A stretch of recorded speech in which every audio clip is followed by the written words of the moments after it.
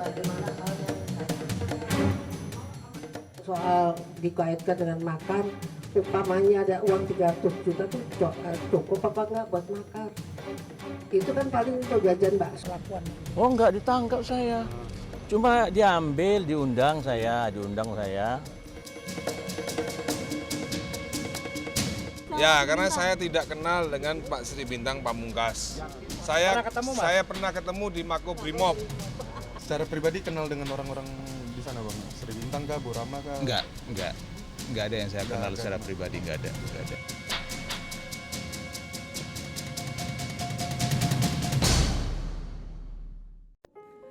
Sejumlah tokoh ditangkap polisi dengan tuduhan makar dan pelanggaran Undang-Undang ITE. Ada anak Presiden pertama Indonesia, Jenderal Purnawirawan, musisi hingga aktivis. Waktu penangkapan mereka cuma beberapa jam saja sebelum aksi Superdamai 2 Desember 2016 berlangsung. Polisi sudah cukup lama memantau gerak-gerik mereka, termasuk serangkaian pertemuan dengan agenda diduga untuk menggulingkan pemerintahan yang sah. Mereka diduga hendak memanfaatkan momen aksi Superdamai 2 Desember. Beberapa tersangka kemudian segera dilepas walau berstatus tersangka. Sedangkan sebagian lagi masih ditahan. Babak baru kasus tuduhan makar ini pun segera dimulai ketika berkas perkaranya hampir lengkap. Benarkah mereka hendak melakukan makar? Kalau iya, bagaimana caranya? Inilah penelusuran realitas. Itu surat pemberitahuan tanggal.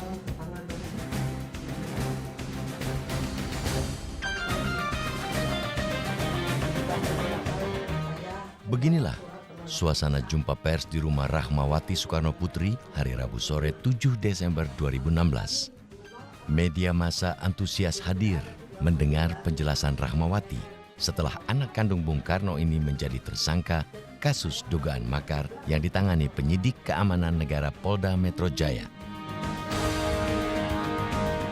Soal dikaitkan dengan makan, umpamanya ada uang 300 juta tuh cukup apa enggak buat makan? Itu kan paling untuk jajan bakso, minum aqua, kalau orang demo kan cukup dari situ. Lalu sponsor dari mana? Saya nggak pernah minta-minta sama konglomerat, yang punya duit kan konglomerat. Saya dari mana? Kalau pertemuan saya sebanyak dilakukan di rumah, ya karena saya kebetulan kan punya kegiatan juga selain dengan teman-teman juga Universitas Bung Karno itu kan perlu saya pimpin walaupun dari rumah. Aliran dana yang diduga penyidik polisi sebagai biaya rencana makar dibantah Rahmawati. Namun, temuan aliran dana ini cukup menegaskan bahwa akan ada aksi massa Rahmawati ke gedung parlemen. Memang istilahnya itu silent is golden. Tetapi kok sekarang ini kelihatannya sikap diam orang itu malah dimanfaatkan oleh pihak lain untuk semakin memojokkan. Nah itu sebabnya akhirnya Mbak Rahma berinisiatif untuk bikin jumpa pers ini dengan materi yang terbatas kan. Beliau materinya terbatas, beliau menyampaikan bahwa oh iya saya memang memperjuangkan upaya kembali ke Undang-Undang Dasar 1945 yang asli dan itu sejak lama gitu. Jadi ya itulah mungkin urgensinya. Jadi mengklarifikasi gitu? Mengklarifikasi. Itu bentuk ketakutan ya sih? Saya rasa enggak, saya enggak tahu. Tadi Anda di situ? Lihat nggak ada ketakutan di situ? Kalau saya sih tidak melihat ada ketakutan. Tapi kalau ada yang melihat itu seperti sikap ketakutan kan saya juga nggak bisa larang orang berpikir begitu. Rahmawati adalah salah satu tokoh yang getol ceramah, menyuarakan agar dasar negara kembali ke Undang-Undang Dasar 1945. Tanggal 20 November 2016, Rahmawati yang pernah menjadi pendiri Partai Pelopor ini menjadi tuan rumah pertemuan tokoh dan aktivis nasional yang berlangsung di Universitas Bung Karno, Jakarta. Ada banyak tokoh yang hadir di acara ini, diantaranya mantan jenderal dan menteri. Belakangan, agenda ceramah Rahmawati kerap satu panggung dengan beberapa tokoh yang suaranya keras menentang pemerintah. Terakhir, tanggal 1 Desember 2016, putri Presiden pertama Indonesia Soekarno ini menggelar pertemuan di Hotel Sari Pan Pacific dengan tokoh-tokoh yang pernah sepanggung berorasi. Agenda pertemuan ini adalah rencana menggelar unjuk rasa 2 Desember 2016 ke Parlemen di Senayan.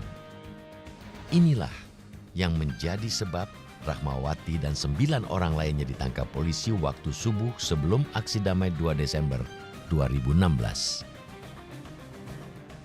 Kemudian pertemuan-pertemuan itu berhenti karena sudah dituduh seperti itu. Nggak akan berhenti. Jadi gini, saya sampaikan dulu. Nggak bisa juga kita bilang bahwa pertemuan tanggal 20 November itu adalah pertemuan orang-orang sehaluan. Iya kan? Karena tadi saya bilang ada juga orang yang punya pikiran yang berbeda. 1, ada juga orang yang berpikir tentang metode gerakan yang berbeda. 2, jadi nggak bisa kita bilang sehaluan.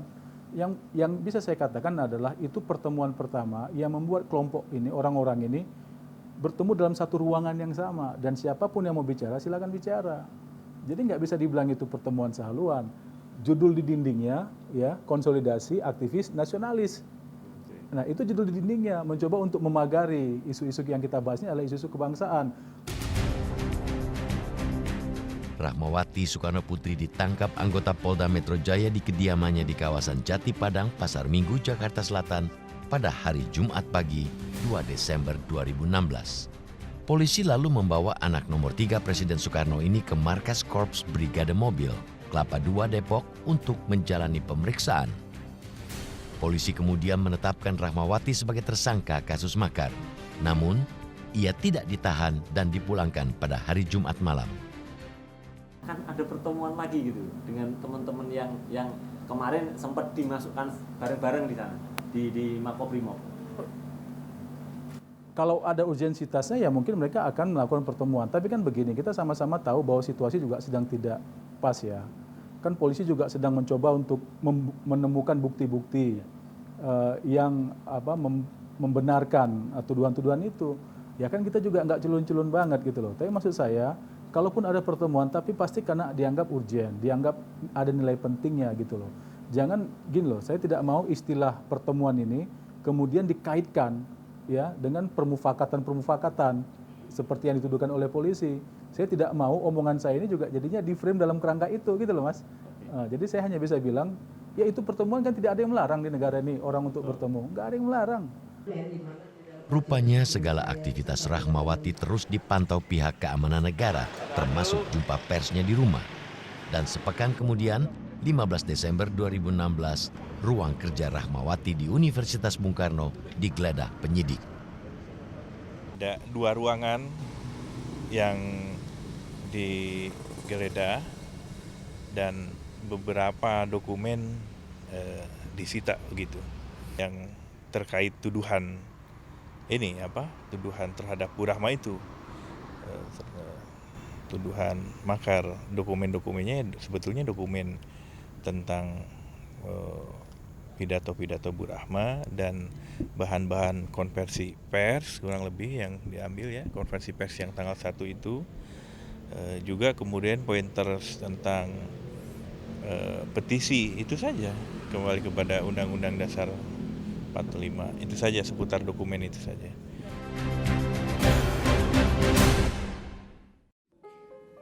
Rahmawati Soekarno Putri, anak kandung Bung Karno, menolak dituduh makar. Rahmawati berdalih ideologinya hanya ingin mengembalikan UUD 1945 menjadi dasar negara, bukan membuat agenda menggulingkan pemerintahan yang sah. Lantas, bagaimanakah dengan agenda tokoh lainnya yang ikut ditangkap? Realitas segera kembali.